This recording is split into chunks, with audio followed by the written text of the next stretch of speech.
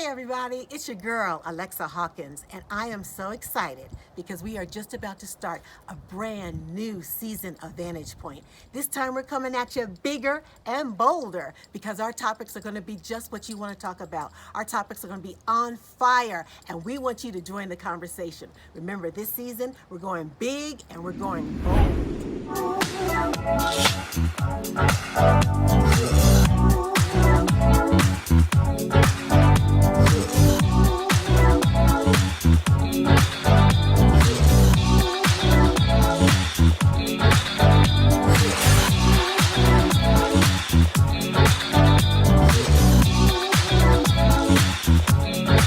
I'm Alexa. I'm Serge. I'm Natalie. And we are the Ladies of Vantage. Today we are talking about COVID. And there are many things that will bring Americans together, and there are some things that will tear Americans apart. Unfortunately, since March of 2020, we have been pulled together in this pandemic situation that is unprecedented for this generation. And with me, as always, are my ladies of Vantage Point, and we are talking about COVID in a very personal way because this time we're talking about two people who have actually experienced it themselves.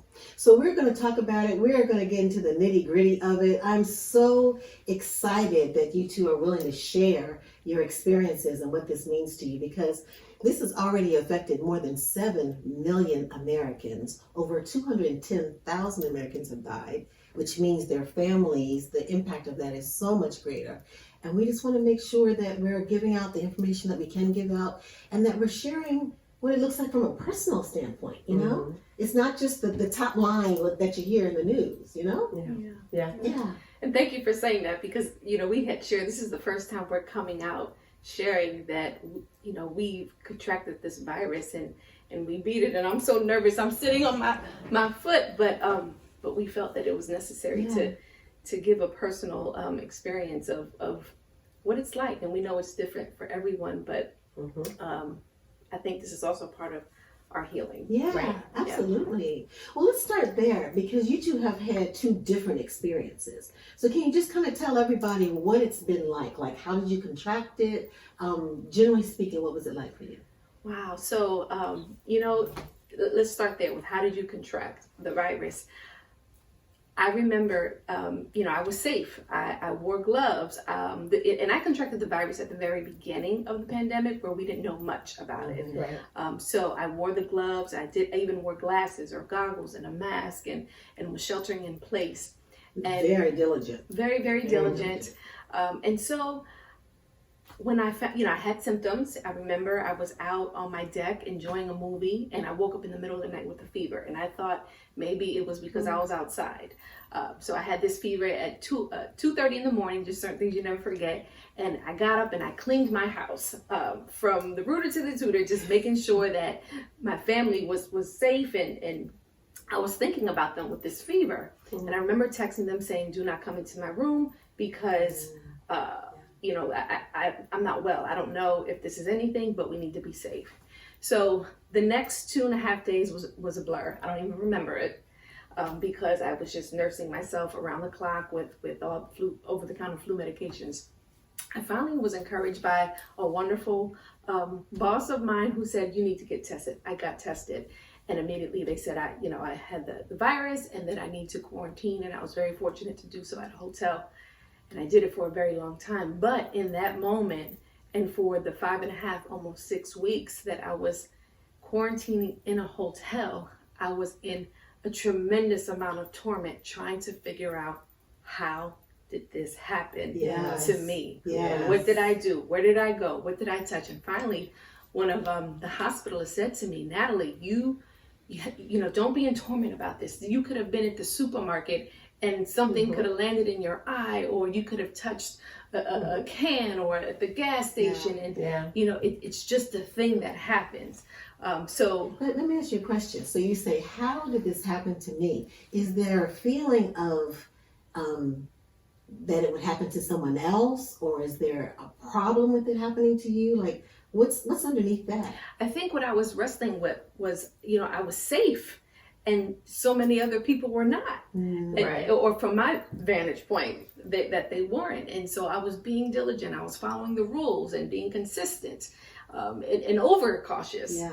And then this still happens. And then there's a flood of other emotions that happen when you contract the virus. You feel, because I was in a hotel for so long, which was a blessing to be able to do that. I live with immunocompromised people, and I didn't want to put them at risk. But I'm in a hotel by myself. And you said 5 to 6 weeks? It was just under 6 weeks. It was about 5.5 weeks. I was in a hotel. I felt very, very lonely, dirty. We shared that, like there's something about you that you feel like you're dirty, and there was even some rejection I thought I was feeling or experiencing. People just didn't know. Right. It was like the plague, don't get too close. And then all of this happened. I remember sitting in my hotel room watching Mr. George Floyd be murdered. Oh, wow. And so coupled with the fact that I am an inclusion and diversity practitioner, knowing that there's work in front of me to deal with this thing. So between navigating these emotions and this pain and this gut-wrenching loneliness, I knew I was getting phone calls. What are we going to do? And I'm like, okay, I need to mourn his death. Yes. I need to make sure I'm healthy. Yes. And then come up with a plan on how to move forward. But, my experience, even while I was in there, I believe I'm a person of faith. And I believe the Lord put me in that hotel because he knew I was going to receive 2 other pieces of life-changing news with diagnosis, with my health. But it was just a culmination of things that were happening. Natalie, that is so much going on at one time. I mean, you talk about going from already 2020 has been different. But you talk about going from that kind of stability to total instability. I mean, you're in a new place, for one thing. I mean, living in a hotel, we have our visits, we have our business travel and different kind of travel. But to be in a hotel for that long, to be away from the family that you're used to being with, being sick physically, seeing this kind of stuff going on in the news, and then you said that you felt lonely, which I think we can all understand. And then you said that you felt dirty. Now, is that a sense of, and Serge, I want you to jump in here too, because you're nodding. Is that something you relate to? Yeah, because unfortunately, this virus has such a negative stigmatism with it, coupled with it. And the very first thing I felt when I found out I contracted the virus was, I know this sounds awkward, but I felt shame. And I hate to say why me, but it was just like, why is this happening? Like, where did I go? And then for us, we contracted was actually myself, my daughter, my youngest daughter, and my husband. So it was one of those where my youngest she plays sports, and one of her teammates contracted the virus. And what do you do when you're playing ball? You're passing this ball along, you're interacting with one another. And one evening, to your point, you're not feeling well. And it really started with her. She was like, I don't feel well. And I was like, so funny you said that. I don't feel well either. And then my husband said, yeah, me too. And we just dismissed it. We dismissed it.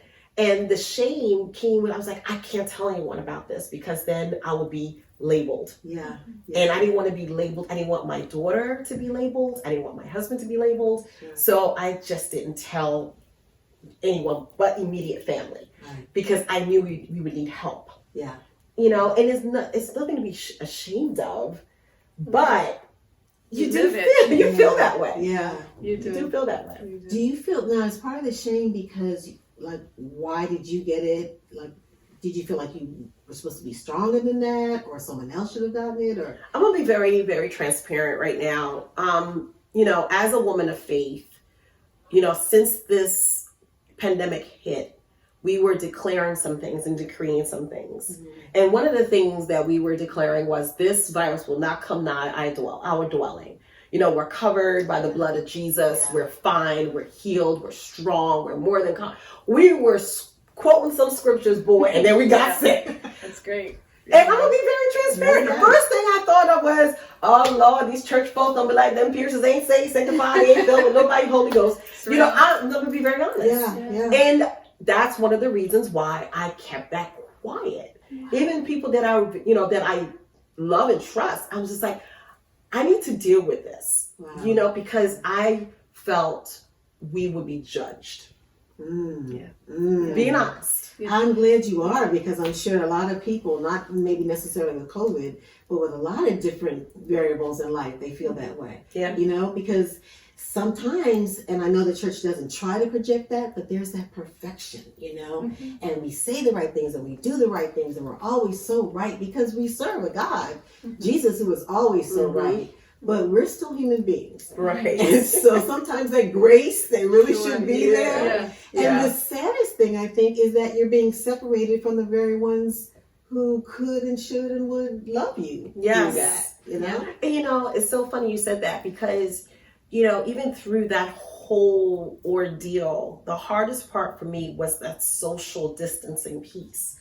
Even though, I have my mom who lives with us as well. She had to leave because thank God she was negative, and two of my other children was negative. So everyone just left. So it was just us three in our home, and we still had to be, physically distant. So each of us had a part of the house that we were living. And we would check on each other, make sure we were okay. That's good. But of course we have family members who made sure that we ate and provided anything that we needed. But the part that bothered me the most was when I saw my little girl sick, and and I couldn't really hold her, couldn't touch her. Yeah. I had to keep my distance and make sure she had her fluids, make sure she took her medication or her meds, everything was over the counter. And I thank God that our case wasn't severe, but still, we still had to, operate some, make sure that we were doing our part, that we were not recycling this virus. Yeah. Right. And that bothered me so much. Yeah. And even when folks, would bring us food and drinks and medication and all that great stuff, and they would just leave in front of the door, and they're standing in our front yard, and they're like, It's lonely. It's lonely. It's extremely. Feel like you got leprosy or something, and you want to touch and feel, and you can't. Yeah, I get it. And I remember, I knew it, and I was like, I'm coming over because I knew how important that just seeing a face, and there were some people, and you both were such a blessing to me during that time. Thank you so much. Oh. But just to hear a voice or see a face, even if it's from a distance, it makes such a difference. I was super blessed to be able to quarantine in a hotel. I know that's not everybody's reality, and it was lonely, but some people are not able to do that. Yeah. And I've learned just even that, seeing who was coming in and out of this hotel designated for people, experiencing this. We're not going to go into health disparities in this show, but there's stuff there. But in terms of faith, on the other side, I do know now that God knew I needed to be there to deal with other things that were coming my way, like preparing for what was happening in this nation, in race relations in my work, but also even with my health and new information. So I remember saying, I decreed some things that should not have happened. And you go through that, but I think one of the things that the whole pandemic has brought a lot of people to is the whole idea of, I needed to take some things off of my plate. I needed to be a little bit more quiet. I needed to center myself. I needed to spend more time with God, more time with my family. And so when you're talking about your faith and how you dealt with COVID, did you feel prepared from that standpoint? Like just the fact that you had more time, or did you? Because some people are busier during COVID. So we talked about this, and I know for me it was, there were some low moments. Really, really low moments. And you asked about the experience. I talked a little bit about the physical, because for me it was more of a psycho and social experience, although physically I was extremely exhausted. My sense of smell and taste didn't come back for months. Even after I tested negative, it took me about 6 weeks to yield a negative result. Some people are much longer, some people are sooner. And by negative, is that 2 tests back to back that are negative? Correct. That I was. That's that your I didn't- official release. Correct. That I was, and again, the tests are a little bit different now. This was at the beginning of the pandemic. But there was, an entire psychological and social and even spiritual thing that was happening where I remember being on the floor of this hotel room, at an ultimate low, literally, physically, emotionally on the floor. And I just, you have to have, if you're a person of faith, get that word on the inside of you, because when you are by yourself and nobody's calling you and nobody's checking up on you, and people are busy, they have their lives, you have to be able to speak to yourself and get yourself up from the floor and move forward. But if you don't have the word in you to declare, like to speak life in you, then I can see you getting lost. There were 2 moments where I said, I can see how this virus can kill people spiritually and physically. It was one morning, I had shortness of breath, and I knew I was going to beat this from the very beginning. I said, I'm going to beat this because I know who I am in Christ Jesus. I knew that. But I remember I had some trouble breathing, and I was, I had the wherewithal and the education to know what to do physically, to, move around. And I got through that, and I said, this is how people can die. I get it. And then spiritually, with all of these things happening, and I'm like, no, this is a spiritual attack. All of this stuff happening at once, but I needed to be in that little room. I'll never forget that hotel, and I'll never forget that room number, because a lot of things went down in that space. So it comes a point in a time, and all the things that not that it's theoretical, but there comes a point in time where you have to put all that into practice. And you're not calling anyone, you're not hearing a message, you're not going physically to church. It all depends on what you know. The rubber meets the road, and it all depends on where you are at that moment. Absolutely. And you did it. You rose up in faith. And then even looking back, it felt lonely. But there were so many moments where I was like, I really wasn't alone. It was almost like this 6-week time, like in the shack in the movie with God, just going through this process of healing. Being prepared is really important. I don't want to give anybody the feeling though that if they did not have a great result, if they struggled or anything, that there was anything necessarily wrong with them. We don't want to put that out there. But at the same time, I'm glad that what you had sowed into your spirit came out at that moment when you needed it. Sure. Yeah. And Serge, for you, you're saying that you felt the same thing in terms of the loneliness and the loneliness. But you know what? It's so funny. I knew we were going to be okay. It's just going through that process was the biggest thing. We are in a critical time in our nation. We have an upcoming election. Ladies, and our few gentlemen who join us, this is not a drill. We must get out and vote.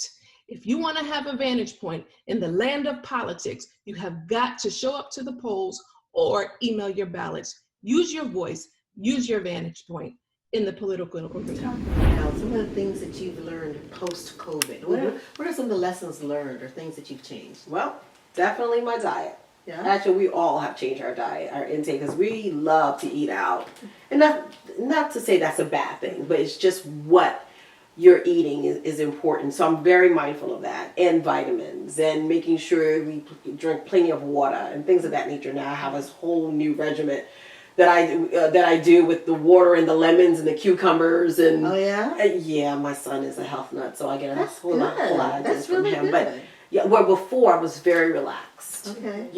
I can't tell you, and I know this is gonna sound weird, but vitamin C. Oh my gosh, when I was sick, I would take vitamin C, drink. It was almost like my body was craving orange juice all the time. So I'm very mindful of that as well, and your vitamins and emergencies go a long way. Was that the same for your husband and your daughter? Yes. It was like a vitamin C craving? Vitamin C thing. That's Yeah, it's very interesting. We all said, I felt better. Yeah. After a while, I said, so did I. And well, my youngest drinks water like crazy anyway, but my husband, we're still working on him. But again, we changed how we eat.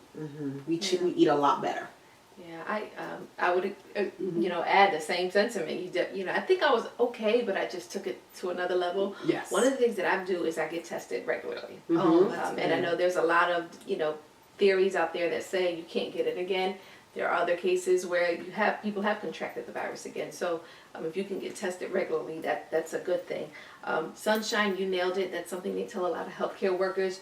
That sun makes a big difference. 15 to 20 minutes for every 10 hours you're inside. It is so 15 to 20 minutes for every 10 hours that you are Every inside 10 hours. of the house or in the office or a hospital or wherever you work. So I was very intentional about going outside. Having an egg meal once a day. Oh, The that's eggs are good. Say good. that. because of the protein or because of the Because it's good. I don't know. It's something that they gave to us. There's and- something in there, yeah. Right. So it was my way of just building the immunity. But one thing that's also important is warm food versus cold food. Eat warm food, hot beverages, huge difference. And what we've learned also is that the coronavirus has pH levels of 4.5 to 8.5. So what you want to do is eat foods that are higher than that have a higher pH level. Okay. So some of those foods to consume would be lemons. Avocados are huge. Garlic, not a problem for me. Love garlic. So do I. Mangoes, pineapples. I ran over here and I was like, eat these pineapples and you gotta eat them every single day. And here's some avocados. And watercress comes in at a 22.7 pH I heard that. level. Yes. So your diet is so important. Yes. Yeah. That's really, really good. What about zinc? Because that's another thing that I heard. Any zinc? Taking down? Okay. Because I know some people in my family are popping zinc pretty hard. Yeah. So that's good. So you've changed your diet. You're very conscious about the kind of things that can go against it. What would you tell someone? Like, one of the things I kind of struggle with is when somebody's sick, what to do. And we had talked about the stigma attached to it. And do you call? Do you not call? I don't want to be in the way. So what would you tell someone to, how can they help their loved ones? Yeah. I would say first, sometimes people don't know what to say. And I think that's the very thing that you can say. I don't know what to say, but I'm here. Right? That's the first thing. The second thing is, we talked about the psychosocial components to this virus that we do not talk about enough. And it's really, I hope that we really shed light on how serious it is. You use the word depression. Yes, I sought therapy because it is hard. It's a hard experience. But with that, your loved ones who are experiencing that, give them a little grace. Be, a little empathetic. Not a little, just empathy. Demonstrate or extend empathy.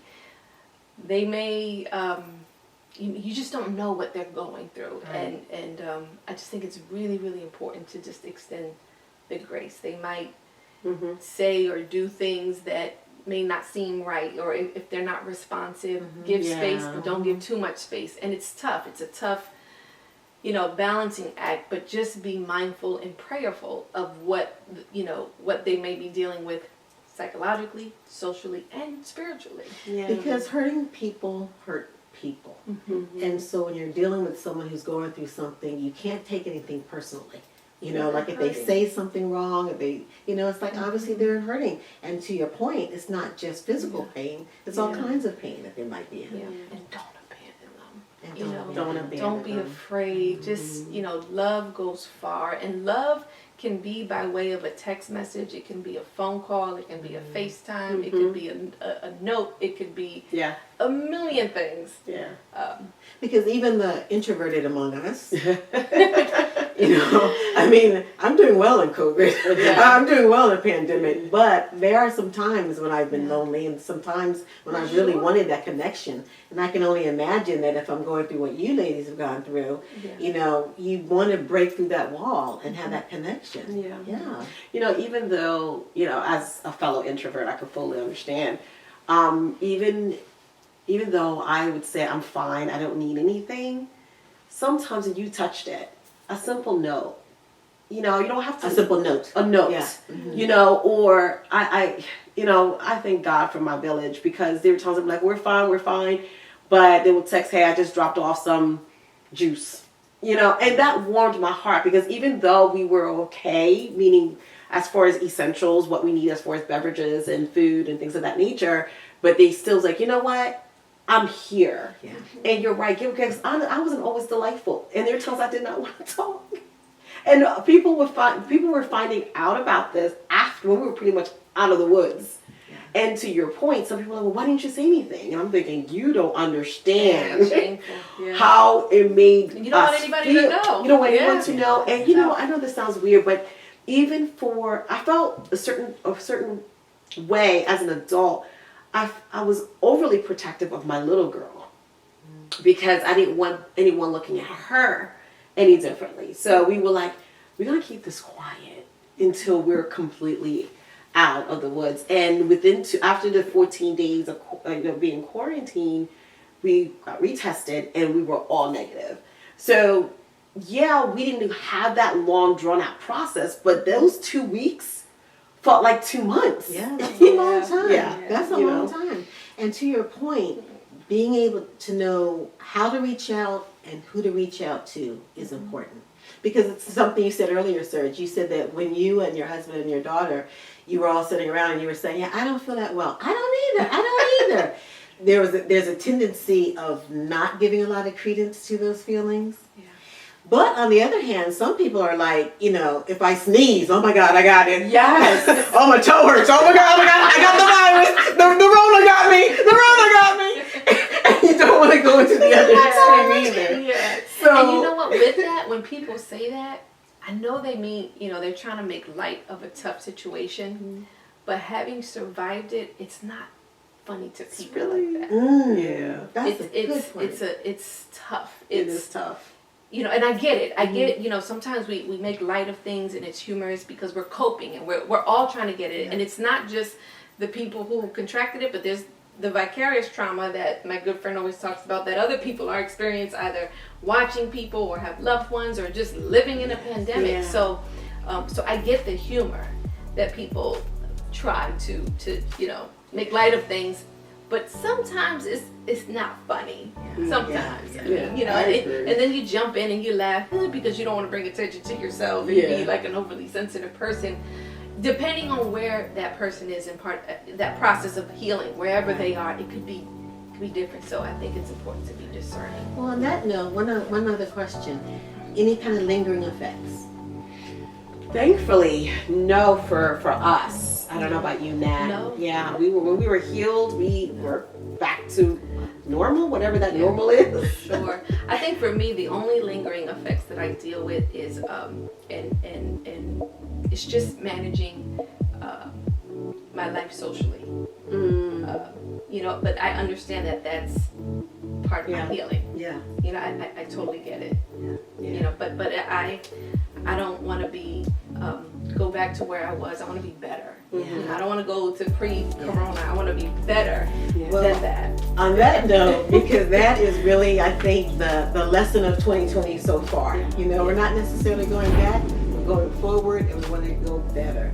We are so glad that you two ladies are safe and you're sound. And for everyone out there who's going through anything, whether it's COVID or any kind of issue, we hope that you're safe. Our prayers are always with you. We always want to hear your vantage point, even as we're sharing ours. So make sure that you hit us up on Facebook. It's Ladies of Vantage Point. Hit us on Instagram, Ladies of Vantage Point. Or you can always email us, ladiesofvp@gmail.com.